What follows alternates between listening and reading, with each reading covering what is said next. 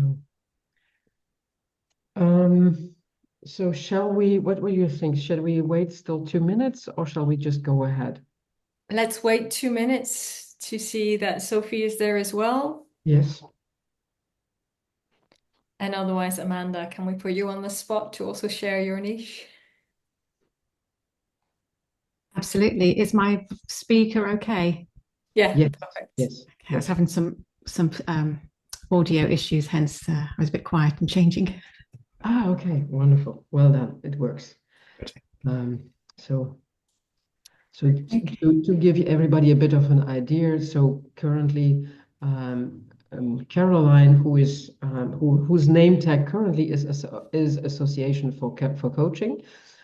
Caroline is heading our team for the Benelux, and we are working on organizing regular activities, mainly for the Benelux, but a lot of activities we've been doing reach further out. So it's really nice to have people join from beyond our area.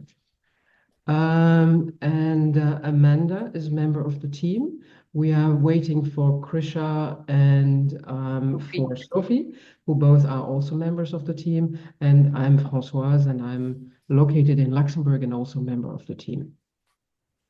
And And I yeah. want to say, if you're not following us on LinkedIn, I'm going to put the link there as well, Uh-huh. so that you can also see our events that we post there.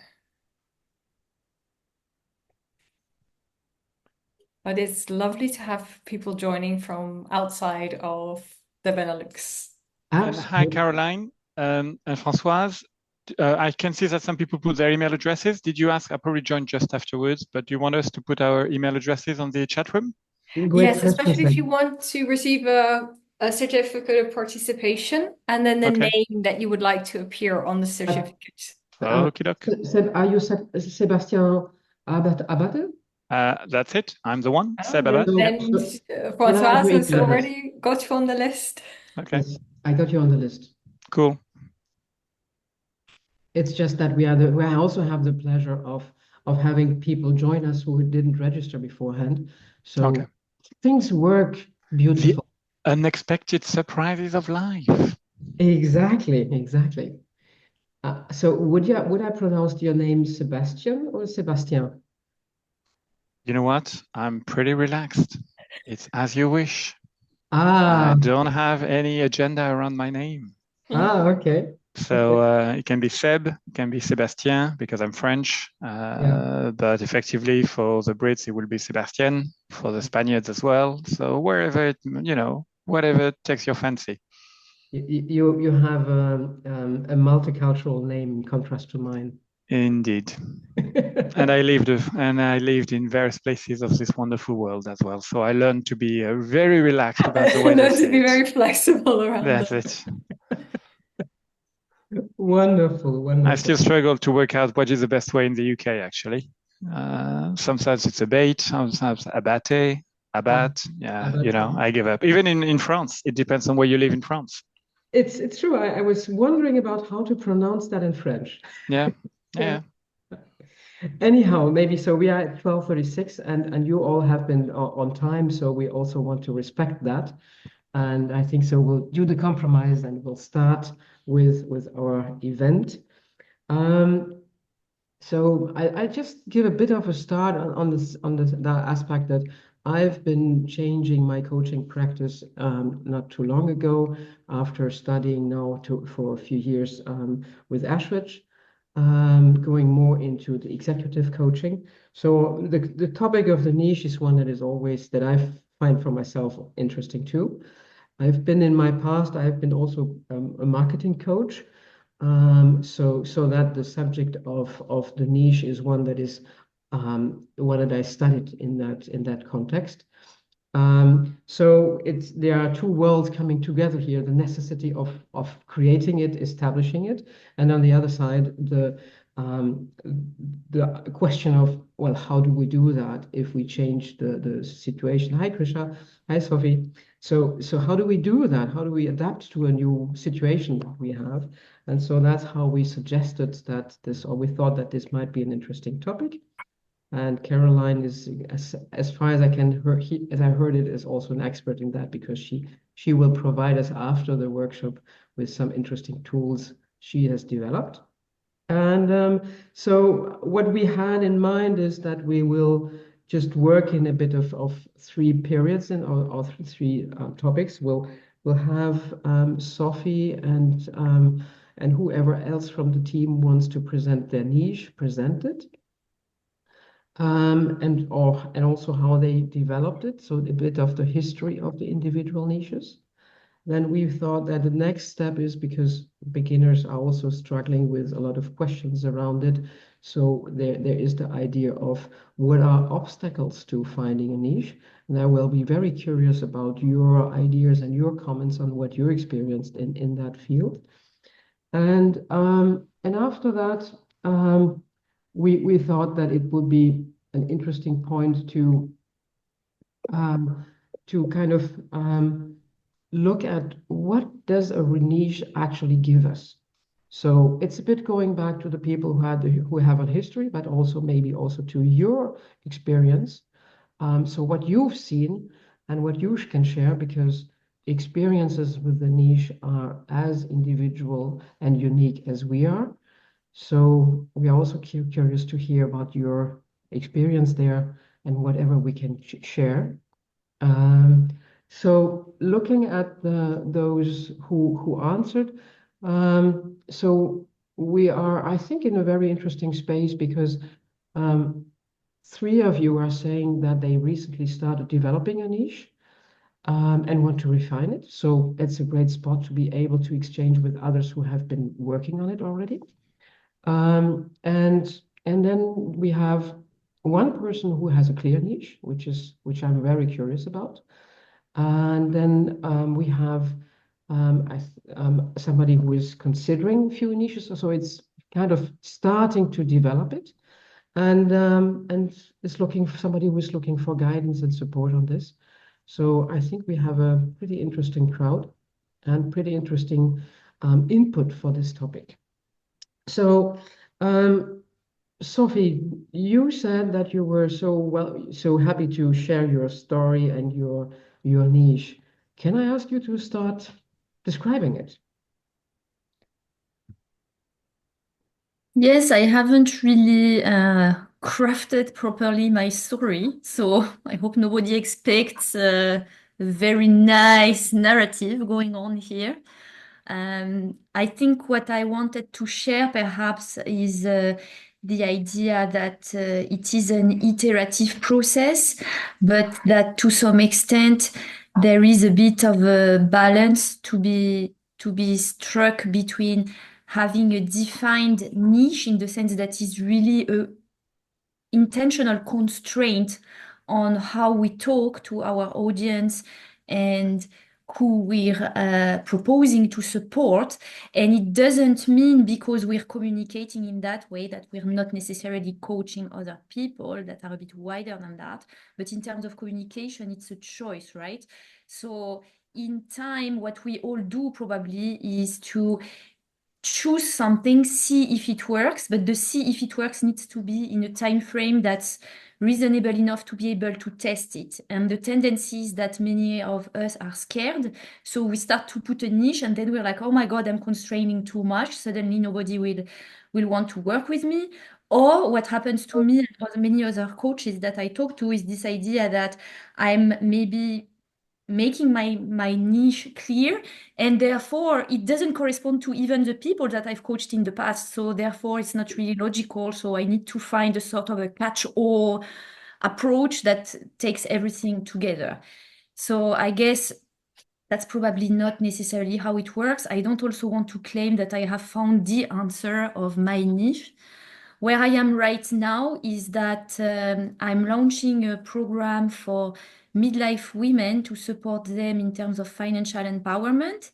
And so the niche would be women in midlife who are going through their life transition, which also happen to be financial transitions, and wanting to work on their relationship with finances, with money, using tools from financial planning and positive psychology. So it's a very deeply psychological approach as opposed to a traditional, more financial planning approach, but we blend in both with my profile and that of my partner. So I'm bringing in the positive psychology angle to that. So it made me look deeper into financial psychology. And where I started was completely different. I was more inspired by my own journey. So I was starting to coach or wanting to coach, because in the end, I didn't coach many people who fit that profile, is having gone through burnout or being close to burnout and possibly struggling with over drinking. So that's how I started with my niche. And in fact, what happened is I realized after a few months that even if I'm convinced that there is a significant proportion of people who struggle with emotional buffering, whatever it is, whether it's with drinking or Netflix or whatever, they don't necessarily feel comfortable talking about it like that. And so unless they're really in an extremely hurtful place, they're not necessarily approaching a person who's coaching on this subject. And I decided I will reframe it a little bit more. So I thought, okay, what else is true? And I came with the idea of the midlife transition, which is quite a common one, but is also very speaking to a lot of the women that I've been coaching. So, and it also, I managed to get to this niche by thinking also, who do I know? And what are the characteristics of the people that I'm already talking to in my network? And that was kind of my second point of having a niche pretty defined. And I added to that the idea of talking to women who have science profile, because I had a science background. And I thought that might be a way to make them feel identified with a certain group, and talking to them from the angle of science, of positive psychology. So it really came about science and science. So science to talk to science. And I also had at that stage, because I worked in a bank, to think, okay, women in finance also, they have very structured mind. They might be interested to hear about science. And interestingly enough, now I'm more about like finance and science talking about finance and science. So it's almost like reopened, but is also much more focused. And why I'm on this niche right now, what I notice is really the difference in the way people perceive when I'm talking about what I'm doing. There's definitely much more spark of interest in the eyes of people when I say this is what I'm coaching on. And that really made me more confident also when I'm speaking on LinkedIn and on other platforms to continue go deeper in that niche, because it was very threatening to me when I was changing along the way to say, okay, now I'm gonna change how I talk about what I'm doing on social media. I'm gonna need to start communicating on these subjects more subsequently. And there was this sensation like, am I not putting myself too much in a box? And where I am now, I feel it's not necessarily the case. I'm seeing new branches coming from this tree. But it's true that a niche is this iteration, is this idea. So I'm still working on my niches, perhaps. And that's been, in a way, the journey of the past 2 years, more or less. Thank you so much for sharing, Sophie. It sounds like a very interesting exploration of possibilities and how in a way things come together without you expecting to land where you landed. Yes, to some extent, yes. And I think it's also about what we suppress about ourselves to some extent. I guess at the time when I started coaching, I was also in recovery from the burnout and from other conditions. So I was really wanting to talk about that. And in time, it's like it's almost come full circle. I stopped talking about it, but now maybe it's coming back to a moment when people feel more ready to talk about it. And it's also, I was thinking about doing coaching on the topic of finance almost from the start of my journey, but I felt typically in an imposter position. I thought, who am I to talk about that? What can I really bring? I mean, what's really special? And it's only when I was able to do my own work on this subject also that I realized, well, actually, I have quite a lot to say. I didn't give myself the credit for that, but it's also part of me. And so that's why in the end, the niche is just a choice. It doesn't mean we are not more than that. We all are much more than what we decide is our niche. And it's important to keep that in mind. But otherwise, it's confusing for people. I think and I think afterwards we'll move to Caroline or Amanda. What I'm hearing from what you're saying, there is also the point of it's a choice that we have to figure out what our choice actually is in a world where there are a lot of expectations and things where we think we'll be okay doing it, whereas what we actually don't dare to know. So I think that's a bit in that area. But we might also come back to that in the rewards and the obstacles afterwards. Caroline, do you want to go or do you? Yeah, I'm happy to go. So I help professional women within the age of 35 to 55 that are suffering from low confidence, low self-worth, lack of visibility within their organizations, which result in them feeling overlooked for promotions that are really ready to change and then reconnect with their inner wisdom and step into their full potential. And I do that through a combination of coaching, looking at their limiting beliefs so that we could shift the mindset, heart opening practices combined with guided visualizations, and a lot of breath work based on my yoga training. So I guide my client to actually build lasting confidence, set healthy boundaries, look at how you can shift your mindset and really start focusing on the positive things in your life so that they can start to shine from within again, helping them feel empowered to thrive both in their personal and professional life. That's very interesting. And from what I've seen and heard, the visualization tool is one that you will share with us. Yes, yeah. So that's pretty interesting. And something that I also find interesting, if I may explore a bit with you on your niche, what you are describing is what you feel ready to achieve with women. Have you been working for a long time with that niche? Yes. And actually, lately, what I'm seeing is more and more men coming to me for coaching, also on the same related topics, where in my mind before, it was more a topic that either women were dealing with or were comfortable to say, like, hey, I'm here, I'm stuck in my career, I'm ready to do the next step. Why am I not being seen and heard? And then listening to them, I picked up a lot on the language, how they talk about themselves and their self-worth.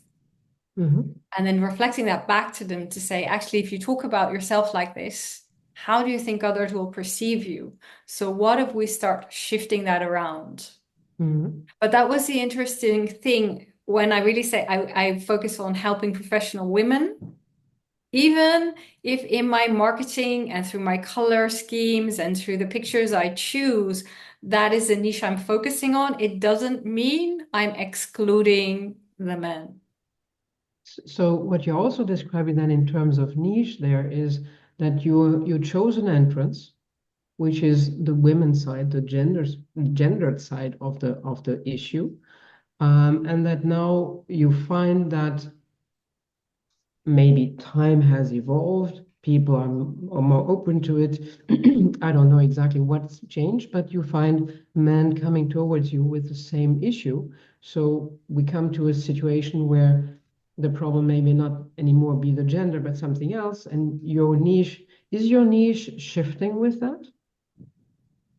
I haven't shifted the communication yet, but I am more open when I talk, for instance, to also HR department within organizations, to not just say women, but to say just people that are dealing with these kind of topics. And especially when they transition to the first 6 months in a new role, where that imposter syndrome, low confidence, trying to hide a bit on the background maybe becomes more prevalent, to help them through that first 6 months phase. Interesting. So what you're also describing there is in a way that having a niche and describing a niche is more an invitation than a restraint. Yes. It's only a restraint if you put the restraint on yourself and say, no, I won't work with the others. I use it more, also having a marketing background, to say, I want people to recognize what I can do for them. And then whoever feels that invitation and is ready to work on those topics are the ones that I work with. And I think what is very important for me is the willingness to change and to really go deeper and really find the root cause. Is that, I mean, that's something that is also interesting, because in your niche, when we look, and so I think we're slowly maybe shifting to the obstacles in a way, and I'll use your work for that shift, if you don't mind. One of the things that appear is that the doing yoga, doing body work is something that in the past was a bit restricted, maybe, or where we maybe have thought, well, in a coaching, for example, with an executive, you would not dare to do that. But this shift is shifting now. So how do you deal with the fact that, or has that even been an obstacle for you in any manner? It was like a bit out of the comfort zone the first time you do that in a corporate situation, where I remember it was the CFO, and I asked him, like, what keeps you up at night? And he was a lot in his brain. And I just said, just stand up and put your hand on your heart and now try to go back to that question. And he just broke down in tears for 20 minutes. Wow. But he said that shift and that really being seen by someone and someone being able to hold the safe space was really very special. And that made that transition also stick. Once the penny drops and they start climbing from there, there's no going back. What I do recommend nowadays, there is a lot of open plan offices and these glass meeting rooms. So I take them either where a meeting room that's a bit more covered or not in their department, or around the block, or nowadays more online, that I said just find a place where you're comfortable, or maybe on the day that you work from home. Because if emotions come up and if the coaching really goes deep, that does come up, that you have that space to let yourself really go into those emotions. That's very interesting what you're sharing there, Caroline, because it's that aspect of, what can come out of the work, how you know that a result can be some vulnerability as you've described it, or people then being anxious about what happens when they break down, in parentheses or air quotes, and that you've got to create the space for it. Yeah.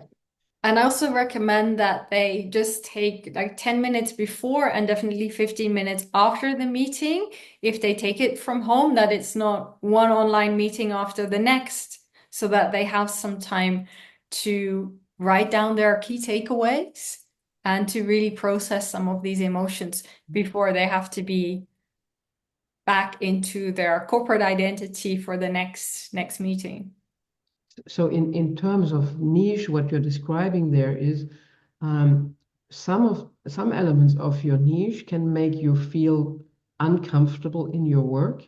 So you've got to, and can make the client uncomfortable in the work. And you've got to create a space where this discomfort is not a hindrance, but a door opener. Yeah. So now that we've shared a bit of stories from Sophie and from Caroline, I think it might be interesting to step into conversations with you all. So, do you have questions? Do you have remarks on what obstacles, or can you share obstacles you've experienced and asked Caroline or Sophie or somebody else in the room to maybe contribute with their experience to it?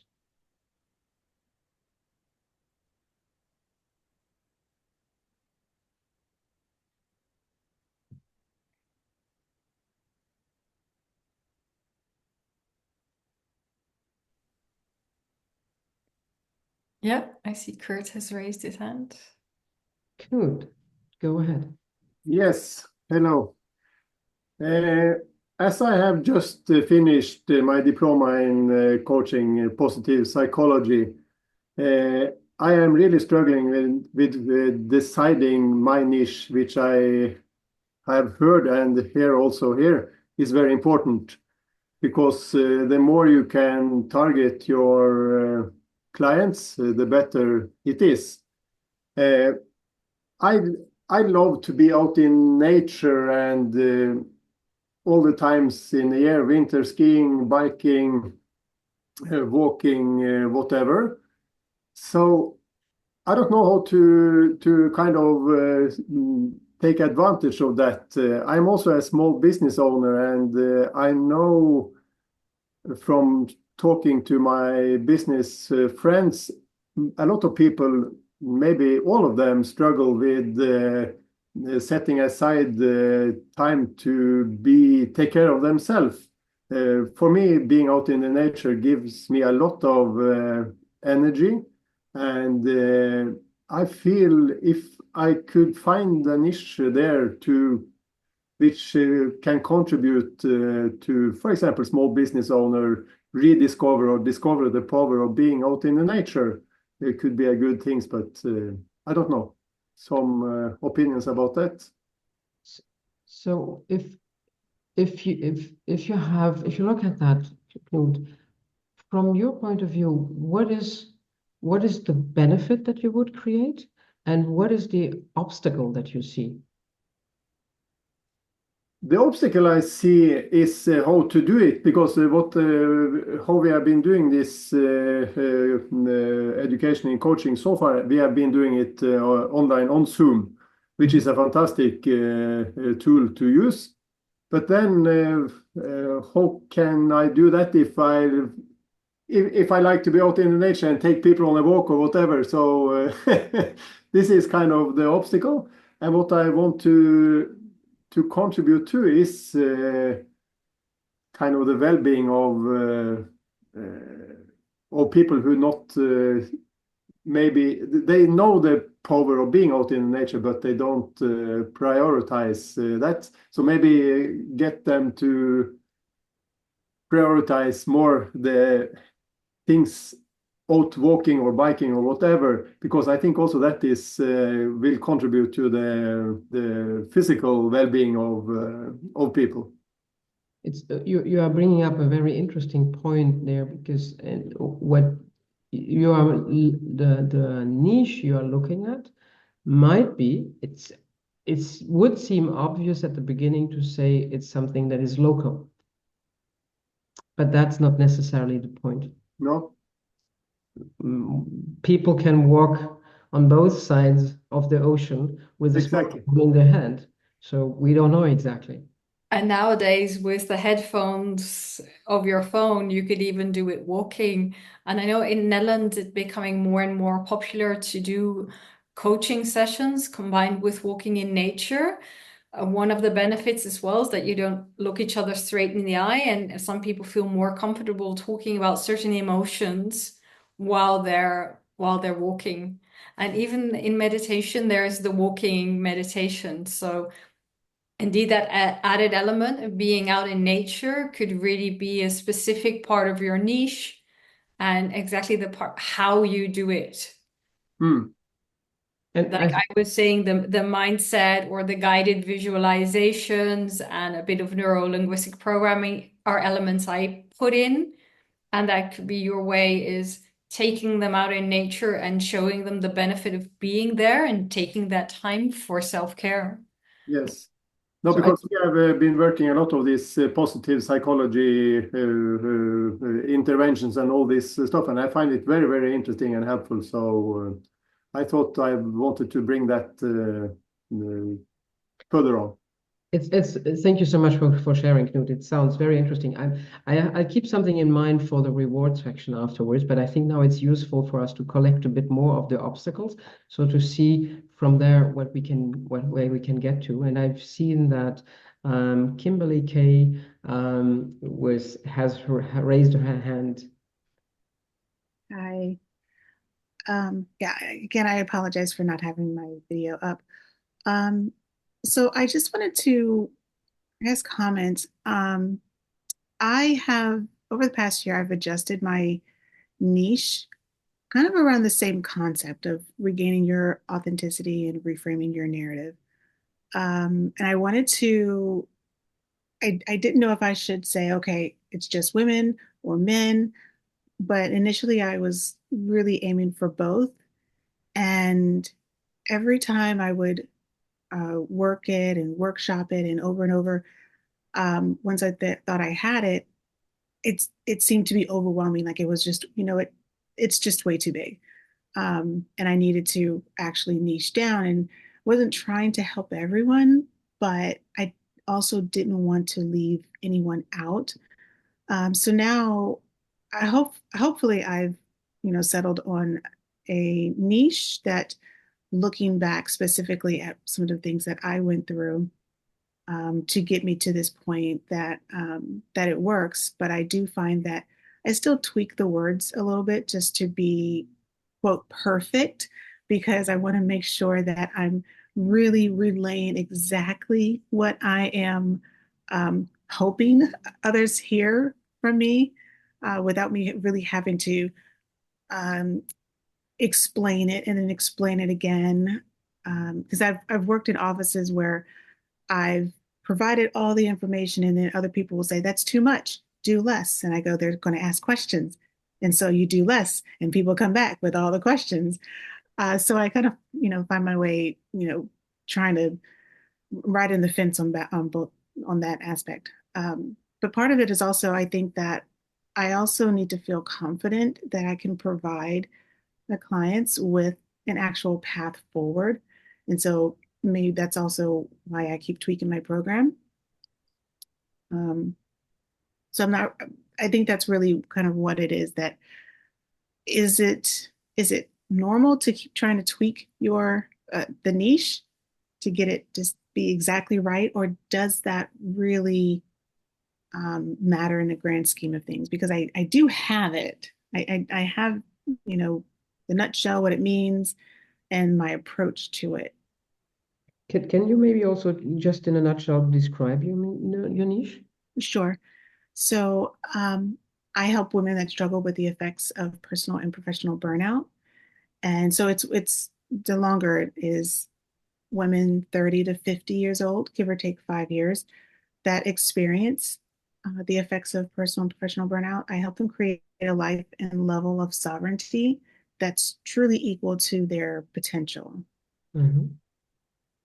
And so I'll also add that I work with clients, or my idea is to work with clients to help them understand their somatic and psychological experiences, their level of emotional awareness, which is really big for me, and their effectiveness at self-management and how it all contributes to their ability to create and disable limiting beliefs and emotional blocks. Wonderful. You'll find that a few people in the room have areas that are connected to yours. So it might also be interesting for you all to find ways to exchange with one another, because the experience that everyone brings into the room sounds in some areas similar. So there is something to benefit from. Hearing what you're saying, Kimberly, I find it interesting to see that the obstacles you've been sharing are obstacles that I can share, or I understand, or I experience myself too. So the first one I wrote down was something about the overwhelming aspect of the niche. So that is, it seems suddenly that one is serving everybody, and then how to get back to something that is closer to what we feel able to promise. Then there is this desire to be heard and understood as one means it. And then this you talked about the tweaking the niche, tweaking the words. That is something I think when we try to establish the niche, we search for ways to write it down, to describe it properly.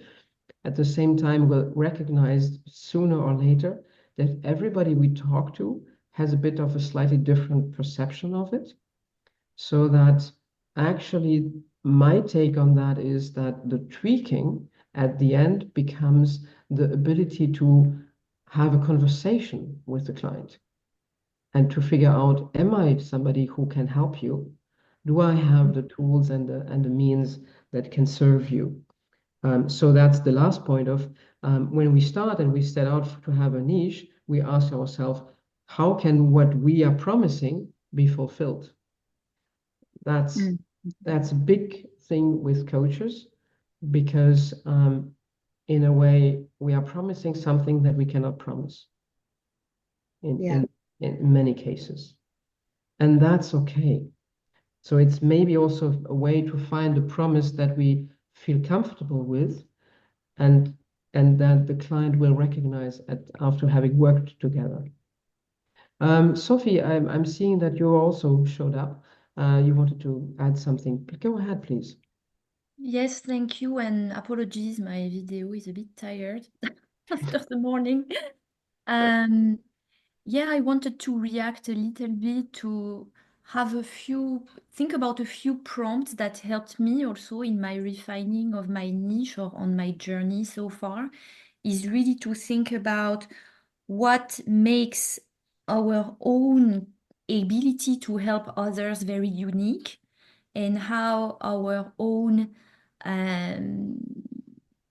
experience also can support that, because that can be the part that gives us, in a way, the confidence, especially when we're starting out, as many coaches are, in a new part of our career. So it's not always that we have already all the credentials that we wish we had in terms of coaching, and that's okay, because it's also a practice, it's a field of practice. So we're gonna get there in time. But what is really special, and also what we love to be talking about. I mean, the point is, like, I know for me, I was gathering a lot of brainstorming ideas on what do I like to talk about. I like to talk about female empowerment. I like to talk about taboo topics.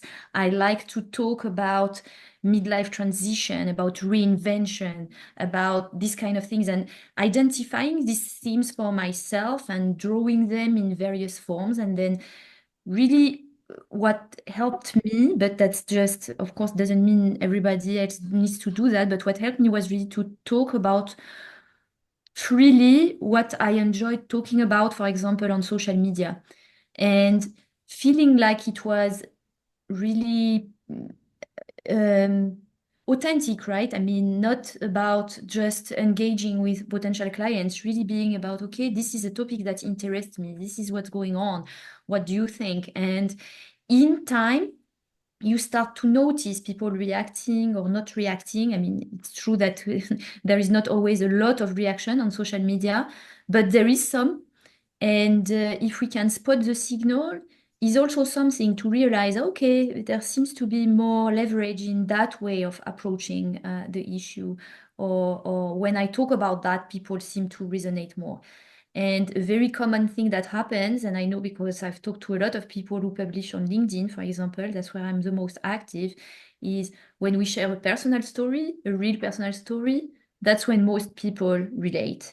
And that's what people keep in mind. And that's what makes people possibly want to reach out, even to talk about something else. So no matter what the niche is, ultimately, it's really just the entry point. I mean, we're all coaches here, so the coaching is very often encompassing different topics, but that's just the entry point that needs to be clear for people.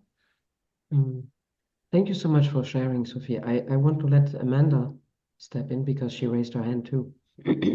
Thank you, Francoise.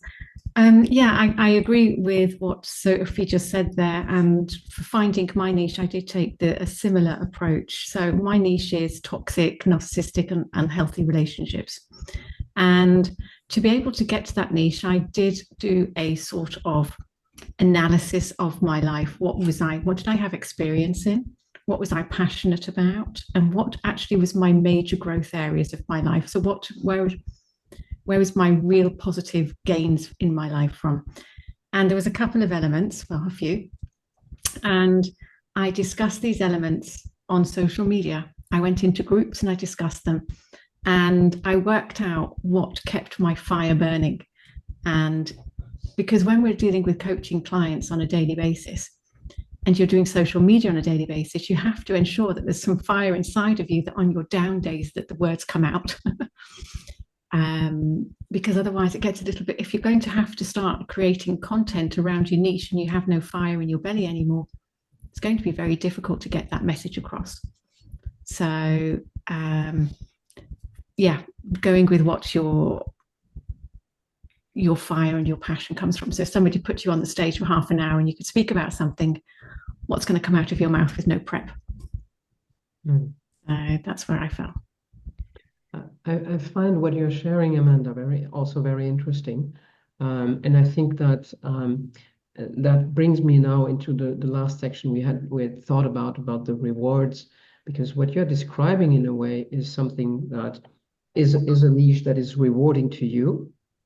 That is yes, sorry, the doorbell is ringing here. So it's something that is rewarding to you, to meet people, to exchange with people, to have a lot of new connections that's established themselves. And it seems also that it told you something about yourself. So working with your niche, developing your niche, finding what is the fire in your belly is something that gives you the assertiveness in a way to know that you are working on something you can continue to work on, at least until you found enough of an answer for yourself. Perhaps, yes. I mean, I've done my healing journey a long time ago. And I had several. At first, I had sort of multiple trauma. I grew up as an orphan. But that actually didn't, as much as I could talk passionately about it, it didn't resonate completely with me. And that may change as I evolve through the path of life. That's absolutely fine. And I give myself the compassion that if it does change, and I'm fine with that. But it was, yeah, I'm completely happy with what happened in my life, and I feel that I'm a stage where I can give other people some tools, because I've learned so many along the way at this particular stage, and I can pass on those tools and have the empathy and that nudge in to say, you know, from empathy we can get the tools that we need so that you can then have the better self-esteem, self-worth, confidence, etc., and tap into your values and your boundaries, etc. So, you know, you can do it in a more structured way and be able to help people from that aspect. But it is a journey as well. Like you say yourself, Francois, you've been through different niches. And I know some very famous coaches that have been through different niches as well, through the path of life. And one point that Sophie mentioned at the beginning, initially her niche being for burnt out people, but they didn't, for some reason, weren't able to express that. But we know, we can all say we know people that are burnt out, and this is a very needed niche. And I find that in my niche as well. When I'm meeting business coaches, it's like, well, how do you speak to your clients? It's like, well, they most definitely don't put that on their profile that they're in a toxic or they're just out of a toxic relationship. That's not something that people shout from the rooftops as part of their identity, but it is part of their identity. And that is something that's very difficult to break in the marketing world as well. Mm. So, do you have an idea of how? So then it becomes interesting, maybe also to, I don't know, do you have a website or something like that? Me, yes, I do. Yes, yeah. So Maybe- Amanda's Beyond Coaching, I do, yes. You might want to share it in the chat, because from what you are just describing, there is the aspect of um, you are entering a niche that is a bit difficult to describe. Yes. So there is now the question of how do I describe my niche? And you found some wording for that that allows you to enter a niche in a way that people want to hear from you, Mm-hmm. which is in a way a reward of having worked out your niche, that you also found a way to bring it to the people. And if Mm-hmm. you look, that's in a way, Knut, it is a lot of the question you've been asking about, how do I bring my topic to people while I'm not sure that people will want to do it, or I don't know exactly how to do it. So Yeah. developing the explanation is one thing that is useful. Caroline, you also had that in a way by saying, okay, now I'm figuring out that my niche is wandering to something else, and I can bring something to people that they might not look out for at the beginning. Yes.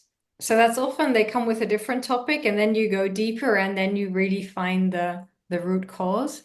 And I just wanted to point, we had some resources for you as well. One is a step-by-step approach with some of the questions that Amanda already mentioned to help you really discover your niche.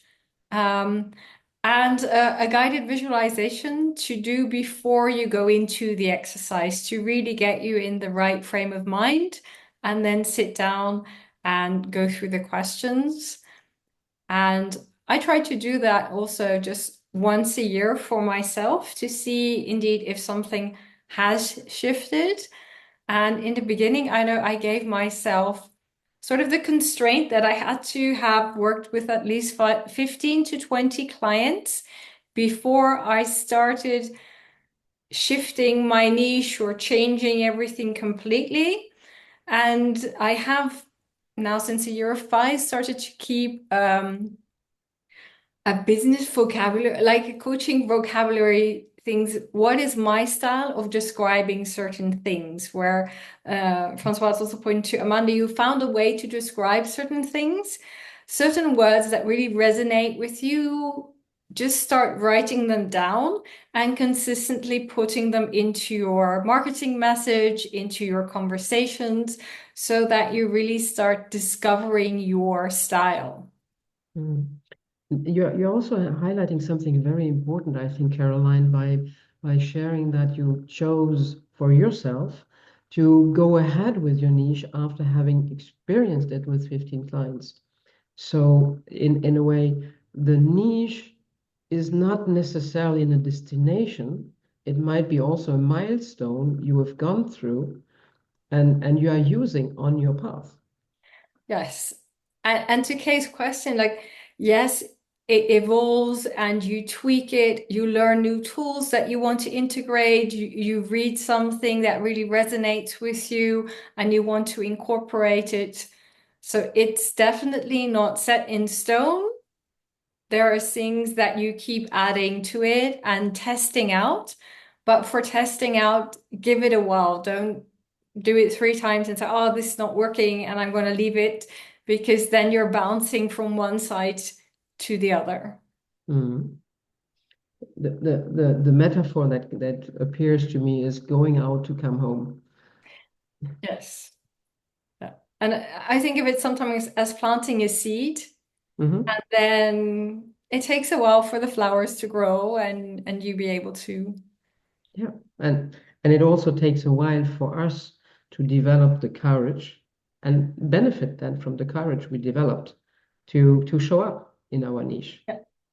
and to show up with what we are and what we bring to the coaching.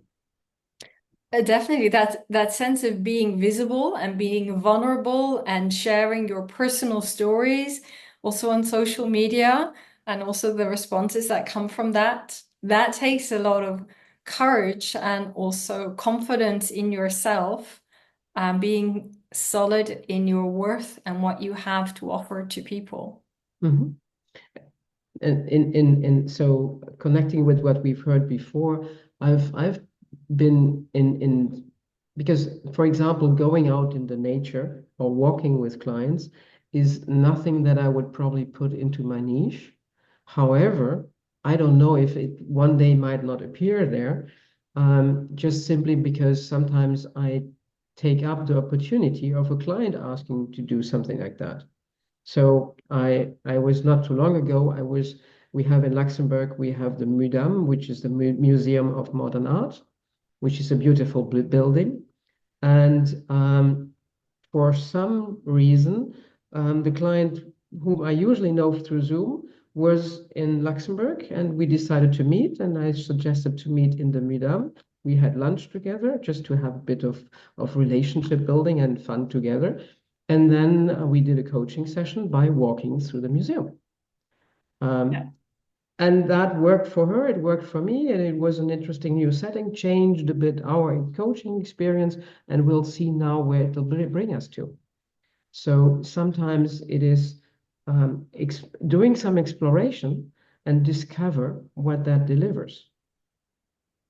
Yes. Yeah. And again, the setting, when I said sometimes an office not suitable, take them for a walk, be creative, see what comes up, indeed what you need sometimes, what the client needs. And also in that sense of being visible, it helped me very much to also get my own coach to help me through that process of being visible and figuring out this niche and starting your coaching business. And it's okay to also invest and get help for yourself when you're going through that. Mm, I absolutely. often think we've done the coaching course and now we have to figure it all out ourselves. But it's definitely a good idea to get some support in that sense. Mm. Absolutely. I hope that we've started to provide at least the space or the information that a lot of people work on developing their niche. It doesn't go from one day to the other. And and there are a lot of other people with whom you can discuss it. And maybe, as you are saying, Caroline, searching for a coach who supports you in developing that niche. Are there other rewards anybody sees and wants to share about having worked with developing one's niche? Is there something else that comes to mind for anybody? I'd just like to resonate something that Sophie said, and also I think Caroline, is when you're sharing your content and you do personal posts on your transition into your talking about your niche and how you transitioned from X to Y. Most certainly, I did a KPI of my posts yesterday on LinkedIn, and most definitely, resoundingly, is all of my personal posts that present, presenting myself from a corporate to where I am now and the difficulties in relationships, etc. Resoundingly, they receive more impressions. Mm. So it's when you can speak with authenticity and passion. It's not just authentic, it's also with passion. That comes across very clearly. Mm. And for me, I think the biggest benefit was getting clear on the message that you send out there. in your social media. It saves you a lot of time once you know what are the topics. Again, I feel confident about talking to, I'm passionate about, it lights you up. And you see that as well in your texts, in your videos, when you're speaking from the heart and you're showing up vulnerable. That's where the niche has really helped me. And I can tap into my own experience having worked in those corporates and gone through that transition. Mm. Wonderful. Knut, you have a question or remark? Yes, maybe this is not a place to ask this, but do you find your clients via posting on social media, LinkedIn or whatever? Or where do you find, does clients come in that way? I think both. Hmm. Like most clients hear of me through their company or through a friend, but then they start following you on social media for a while before they say, hey, I feel confident enough that I know you, that we can work together. Hmm. So it helps establish yourself as someone who has knowledge in that space and a thought leader on certain topics. Okay, thank you. And another on that is maybe also that I don't know how many of the people you have on social media that you've connected with by meeting them personally, but sometimes having that connection allows you to reach out to them and makes it easier to see if they're interested in your service or if there is something that they would be looking for. So it could be a space for you to explore how to implement your niche and see who in there would be interested in that. Thank you. Sophie, you had showed up. I don't know if you want to add something. Yes, it was just one comment on this topic of clients and social media. Mhm. I think that social media really is that place for networking, right? So it's about having possibly conversations with some people in time. First, people noticing, perhaps learning to trust you when they start to notice, yes, what you're talking about, how you're talking about it, if it resonates with them or not. And then possibly having the conversation about coaching, but it's definitely not something where there is a snowball effect of people contacting you saying, okay, that's it, I saw your profile, I want to coach. I mean, it's never been so direct, I would say. It's clearly about being visible, right? Because if we are not visible, then we are invisible. So it's one way to see it. And we can also be visible in other spheres of our life. So in real life, going to real life events still nowadays. But networking, it's about networking and then the recommendations. Mm. Maybe on the networking, it might be nice to share if you have your LinkedIn profile or a website to share them in the chat. And I definitely agree with Sophie. Even my yoga that I teach on the beach has delivered me a lot of clients. Sometimes even quicker than social media, where I think nowadays they have to see you at least 100 times before they are really ready to start engaging with you in a conversation. So there are a lot of people watching you without really interacting.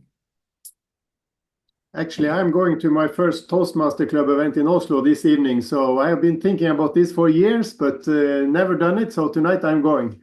I'm sure you're gonna love it. I've done it for some time. It's really interesting. Enjoy.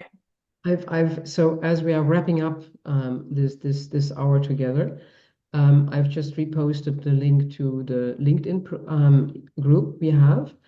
And I would suggest that if you have any questions on this topic, that you share them there. And I think that will then either provide a short answer or connect with you or something like that, so that you can use the LinkedIn group as a bit of a start for a conversation with other participants if you want to.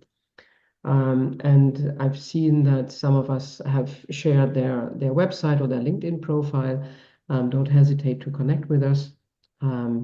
It would be fun to expand the reach we can have and share more with you. So And it has been recorded, and there will be a space on the AC website where these resources will be available. If you know any other coaches or people in your network that might be interested, we'll send the link afterwards so that you can point them to that direction. wonderful. So thank you very much, everybody, for participating, for being there with us. And looking forward to meeting you at other occasions. Thank you so much and have a great day. Thank you. See Thank you. you very much for Bye. today. Have a Thank great you, day. everybody. Bye-bye. Bye-bye. Have a great day.